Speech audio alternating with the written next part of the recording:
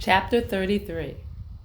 The Hindi lyrics streamed through Murari Varadaraja's head as he softly hummed the religious notes to a puja song he'd been taught as a child by his parents, while the family performed their ceremonial ritual during early morning prayer.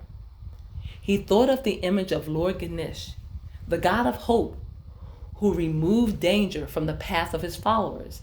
He pictured the deity that resembled an elephant with its large ears alert and its raised trunk leading the way to freedom if the prince only continued to have courage and to resist fear. The quieting melody gave solace to his soul and directed him to be prudent and watchful. Every unfortunate predicament offered a moment of opportunity, a chance to change the odds, but one had to be vigilant and be able to recognize that moment when it presented itself. He looked around the room through partially closed eyes, scanning his surroundings for anything, a weapon, an escape, anything. The room was well lit. It was sparse, containing only the simple things, a bed, a table, and several chairs.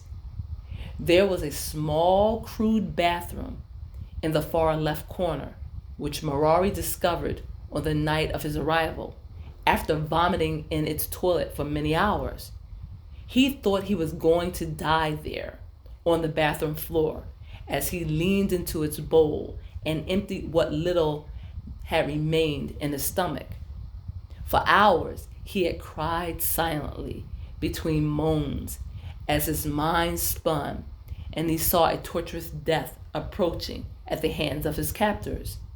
He had tried to make sense of everything going on around him, but he had no explanation, no understanding, except that his life was never going to be the same again. Murari reluctantly closed his eyes as he continued to hum, and his mind drifted from thought to thought. There was no pattern to the images that presented themselves to him. One moment he was thinking of the elaborate altar in his home in India, which he had knelt and prayed before every morning as a young man. Then Murari thought of the shrine he had recently dismantled at his flat in Philadelphia. He remembered Aaron and their search for a place that had a closet which faced the northeast.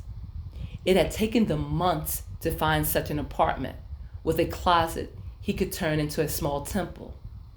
Murari thought of the fresh flowers and fruit he placed before the framed picture of Lord Ganesh. He could almost smell the lit incense and burning candles at the altar. As he imagined and drew strength from his faith, the song in Murari's head gradually changed. He was unaware of when the melody in his head began to change or when he proceeded to hum a different type of music.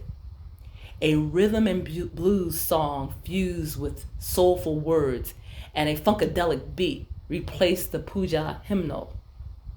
The R&B continued to uplift his spirit. One of Aaron's favorite songs popped into his head, an Earth, Wind, and Fire classic. Murari smiled slightly, allowing the corners of his mouth to turn upward while he thought of karaoke nights in bars and loud singing.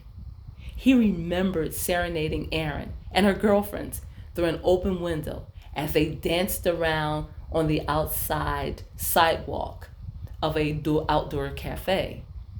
The prince recalled how much in love they had been, how at that particular moment everything had been so perfect in his world.